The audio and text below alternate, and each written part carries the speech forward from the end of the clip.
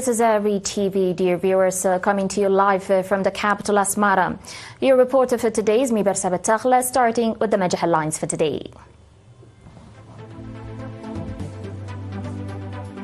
Messages of congratulations continue. Encouraging results in ensuring livestock development and health.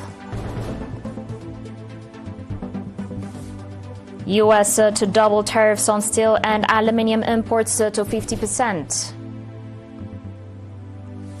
And Iran asks Austria to explain false report on its nuclear program.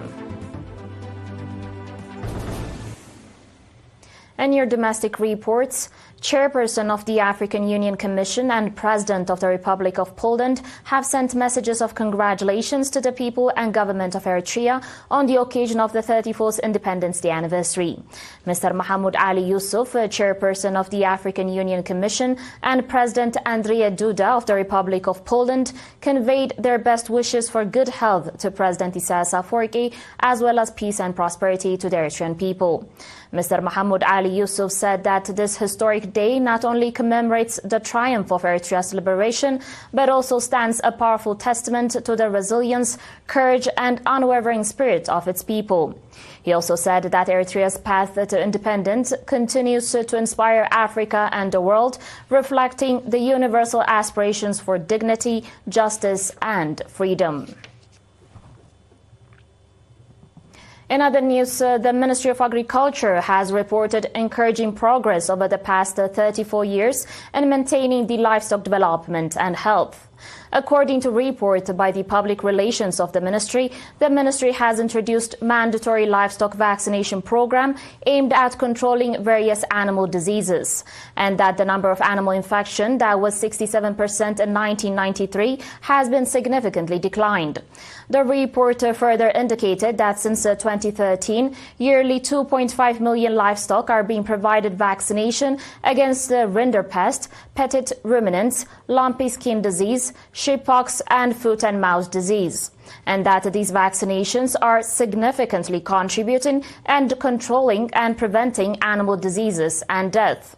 Noting that Eritrea is among the countries that emerged victorious in preventing the rinderpest communicable animal disease, the report indicated that in 2005, Eritrea received a gold medal and certificate of acknowledgement from World Health Programme for fully eradicating the disease. Regarding poultry farm development, the report indicated that in the past 34 years of independence, the Ministry of Agriculture has imported about 113,000 parent hens, and about 7.5 million chickens have been distributed to beneficiaries. The number of bee swarms that was 19,000 in 1991 currently has increased over 46,000.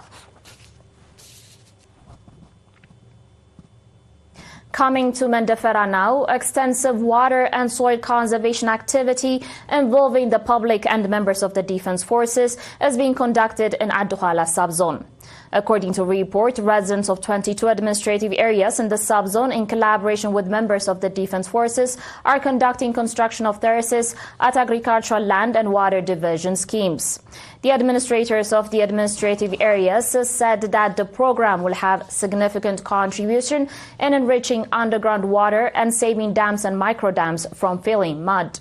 Mr. Mehret Abhablu, representative of the Ministry of Agriculture in the subzone, said that so far over 300 hectares of terraces at agricultural lands, 435 terraces as well as 456 hectares of terraces at grazing lands have been constructed. The participants on their part, indicating on the importance of the program in controlling soil erosion, expressed readiness to strengthen participation.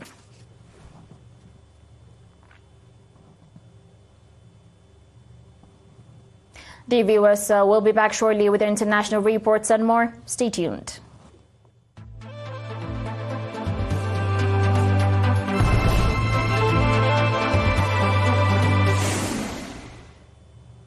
Welcome back. President Donald Trump has announced that the U.S. will double its current tariffs rate on steel and aluminium imports from 25% to 50%. Trump said the move would help boost the local steel industry and national supply while reducing reliance on China. Trump also said that $14 billion would be invested in the area's steel production, though a partnership between U.S. Steel and Japan's Nippon Steel. But later on, he told reporters that he had yet to see or approve the final deal. The announcement is the latest turn in Trump's roller coaster approach to tariffs since re-entering office in January. The announcement comes amid a court battle over the legality of some of Trump's global tariffs, which an appeals court has allowed to continue after the Court of International Trade ordered the administration to hold the taxes. His tariffs on steel and aluminium were untouched by the lawsuit. Still with your latest international news, Iran has rejected a false and baseless report by Austria's domestic intelligence agency about the country's peaceful nuclear activities, calling on Vienna to provide an explanation for leveling irresponsible accusations at Tehran. The demand by Iranian Foreign Ministry spokesman Ismail Begay came on Friday. The Iranian Foreign Ministry spokesman said the report is solely produced to create media hype against the Islamic Republic, and thus it lacks any validity or credibility. He also urged the Austrian government to explain the irresponsible, provocative and destructive behavior of the DSN, which is spreading lies about Iran. He further highlighted Iran's membership to the Nuclear Non-Proliferation Treaty, saying the country's nuclear program has been subject to the heaviest scrutiny by the International Atomic Energy Agency.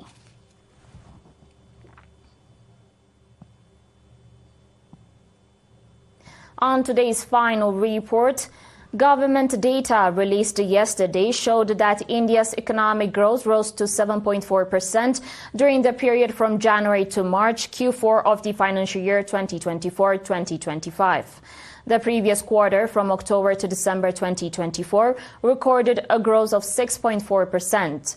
In Q4 of the financial year 2024 and 2025, real GDP and nominal GDP have been estimated to grow by 7.4% and 10.8% respectively, the Ministry of Statistics and Program Implementation said in a statement.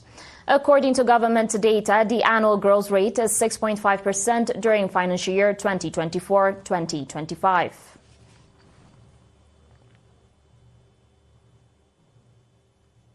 Now a quick reminder of the top stories.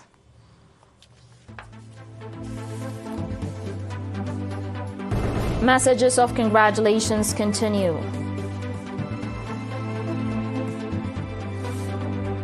Encouraging results in ensuring livestock development and health.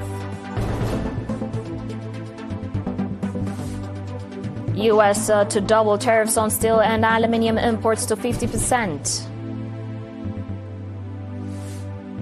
And Iran asks Austria to explain false report on its nuclear program.